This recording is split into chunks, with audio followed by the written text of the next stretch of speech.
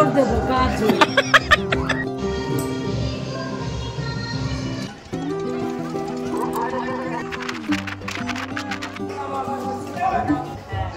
Title thumbnail দেখে তোমরা তো বুঝেই গেছো যে আজকের ব্লগটা আসলে কিসের ব্লগ।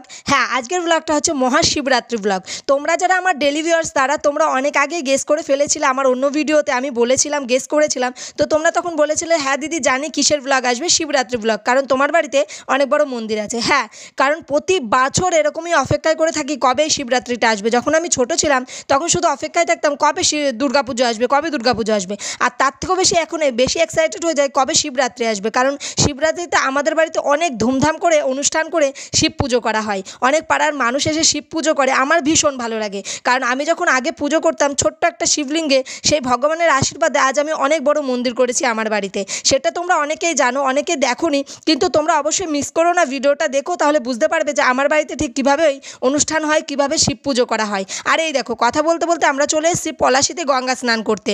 আর এখানে এসে দেখো কত মানুষের ঢল, সবাই কিন্তু এইভাবেই স্নান করে শিব ঠাকুরের মাথায় জল দেবে, তাই না? তোমরা অবশ্যই করেছো আমি জানি, যারা যারা করেছো অবশ্যই কমেন্ট করে জানিও যে কে কে শিব পুজো করেছো এবার। তো দেখো এখানে কত সুন্দর বাঘ তৈরি করেছে, এইগুলো কিন্তু কাঁধে নিয়ে এরা কিন্তু হেঁটে হেঁটে যাবে। কারণ তোমরা জানোই যে অনেকের মনে অনেক আশা থাকে যেগুলো ভোলানাথের কাছে বলতে চায় যাতে সে পূরণ করে, তার জন্য অনেক কিন্তু এই নিষ্ঠাবান করে বাঘটা কাঁধে নিয়ে এরা কিন্তু হেঁটে হেঁটে যায় শিব ঠাকুরের মাথায় জল দেবে বলে। আর আমার ভোলানাথ এতটাই মানে অল্পতে তুষ্ট হয়ে যায় যে তাকে অল্পতেই সন্তুষ্ট করা যায়। আর এই দেখো যেতে যেতে দেখছি একটা দুটো ছোট্ট শিশু শিব পার্বতী সেজে এখানটায় গান করছে, সবাই যাতে তাদেরকে একটু সাহায্য করে। তো আমিও ওদেরকে ভিডিও করেছিলাম, আর হ্যাঁ আমিও কিন্তু ওদেরকে টাকা দিয়েছিলাম, বাট সেটা আমি তোমাদেরকে দেখালাম না। তোমরা আবার হয়তো বলবে যে ভিডিওতে লোককে দেখানোর জন্য এগুলো করছো, তাই জন্য ওটাকে আমি স্কিপ করে দিয়েছি। তো যাই হোক এখন আমরা চলে এসেছি পার্কিংয়ে, আর আমাদের গাড়ি ওই দেখো দেখতে পাচ্ছ আমাদের গাড়িটা আসছে, আমরা এখন এই গাড়িতে উঠে পড়বো।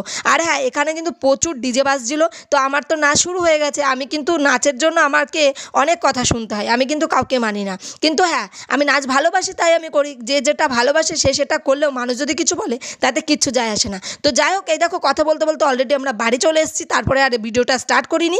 আর হ্যাঁ এই ভিডিওটা কিন্তু আমি এক পার্টে দিচ্ছি না, আমি কিন্তু ডবল পার্টে দেবো, কারণ আমার ভিডিওটা অনেক বড় হয়ে যাবে। কারণ 2-3 দিন ধরে একভাবে অনুষ্ঠান হবে, তো তার জন্য পার্টে পার্টে দিতে হবে আমাকে। আর এই দেখো এখন আমি একটুখানি মুখটা আমার শুকিয়ে গেছে, কিন্তু হ্যাঁ এরপরে আমাকে গিয়ে আবার রান্না বসাতে হবে, কারণ আমার শ্বশুর আমার ভাসুর ওরা তো আর উপোস করে না, তার জন্য ওদের জন্য আমাকে রান্না করতে হবে। আর এদিকে বাইরে দিদি মন্দিরে কাজ করছে, মা বাইরে কাজ করছে, তাই জন্য আমাকে রান্নার ডিপার্টমেন্টটা বেশি নিতে হয়। আর এই দেখো আমার কিন্তু হাঁড়ি ভরে ভাত রান্না হয়ে গেছে, আমি এখন ডাল বসাবো, বেগুন ভাজবো, পাঁপড় ভাজবো। তারপরে মাইক চলছিল বলে আমি ডান্স করছিলাম। আর এটা আমার একটা ভীষণ ব্যাড হ্যাবিট যে আমি যদি গান চলে তো আমি মানে রান্না করতে করতে আমার ডান্স করার একটা অভ্যাস আছে। আমার গান খুব ভালো লাগে, সে রোমান্টিকের সময় রোমান্টিক গান, স্যাডের সময় স্যাড গান, আর নাচের সময় নাচের গান। তোমরা তো আমার শর্ট ভিডিওগুলো দেখোই, বেশিরভাগই আমি নাচের ভিডিওই করি, তার জন্য তোমরা অনেকেই কমেন্টস করো যে বৌদি তুমি কি ডান্স শেখো না শিখতে।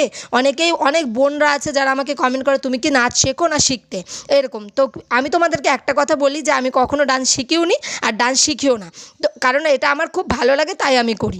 আর এই দেখো আমি এখন নাচতে নাচতে এখন বেগুন ভাজছি, আমার খুবই ভালো লাগে নাচতে। তো যাই হোক, আর তারপরে যেহেতু বাড়িতে অনুষ্ঠান সেহেতু মন তো আরও বেশি আনন্দে থাকবেই, তাই না? আর হ্যাঁ অনেক ব্লগ আসবে, অনেক কিছু আসবে, কিন্তু কেউ কিছু কিন্তু ব্লগটা স্কিপ করবে না, আরও পার্ট আসবে সেগুলো কিন্তু কেউ স্কিপ করবে না, তোমাদের খুব ভালো লাগবে। আর তোমরা কে কে এইবার পুজো করেছো অবশ্যই কিন্তু কমেন্ট করে জানিও যে শিবের মাথায় জল ঢেলেছো কিনা। তো চলো আজকের ব্লগটা এরকমই থাকবে। আর এই দেখো কথা বলতে বলতে আমরা চলে এসেছি দুপুরের দিকে। আগের দিনকে সব বাজারঘাট করা হয়ে গেছিলো, তো এখন সবাই মিলে এখানে বসে পড়েছে সবজি কাটার জন্য। আর এই সবজিগুলো কিসের জন্য কাটছে জানো? এই সবজিগুলো কাটছে পাড়ার গ্রামের মানুষদের নেমন্তন্ন করা হয় প্রতিবার, তো তাদের জন্য আমরা রান্না করা হয় আমাদের বাড়িতে। আর হ্যাঁ এই পুজোটা কিন্তু আমাদের কোনো দশওয়ালি পুজো নয়, এটা কিন্তু আমাদের একদম ব্যক্তিগত নিজস্ব পুজো, মানে তোমাদের দাদা করে এই পুজোটা, মানে যত খরচা বলো যা বলো সব কিছু কিন্তু তোমাদের দাদা করে, কেউ কিন্তু কখনো এখানটায় কোনো দশওয়ালির কোনো ব্যাপার নেই। তো এটা পুরো নিজস্ব আমার বাড়িতে পুজো হয়। আর এখানে যে দিদি আছে, শাশুড়ি মা আছে, আমার নিজের মা আছে, আমার যা আছে, সবাই মিলে এখানে সবজি কাটা শুরু করে দিয়েছে রাত্রেবেলা রান্নার জন্য। আর এই দেখো এদিকে অলরেডি কিন্তু রাঁধুনিদি চলেও এসছে রান্না করার জন্য। আর মেনুতে কী কী ছিল তোমরা কিন্তু অবশ্যই দেখতে পাবে সেইগুলো, তো কেউ স্কিপ করবে না, ভিডিওগুলো অবশ্যই তোমরা দেখতে পাবে। আর এই দেখো এখানে বসে বসে আমি একটু ওদের ভিডিও করছি, কারণ আমি একটুখানি বেশি ক্লান্ত লাগছিল, তাই জন্য আমি বসেছিলাম। তো কেমন লাগছে তো অবশ্যই জানিও গাইস। সো চলো, ব্লগটা কেউ স্কিপ করো না, অবশ্যই কিন্তু তোমরা দেখতে থেকো। আর হ্যাঁ, এখানে আমি অনেক কথা দিয়েছিলাম আগে থেকে, কিন্তু সেই কথাগুলো আমাকে স্কিপ এই কারণে করতে হলো কারণ মাইক চলছিল।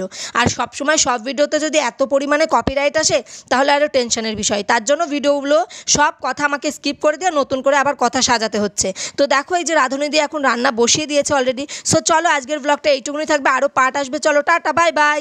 আর একটা কথা বলি, কেউ কিন্তু রাতের ভিডিওগুলো স্কিপ করো না, যে আমার ভোলানাথের কিভাবে আমরা পুজো করি। সো চলো টাটা।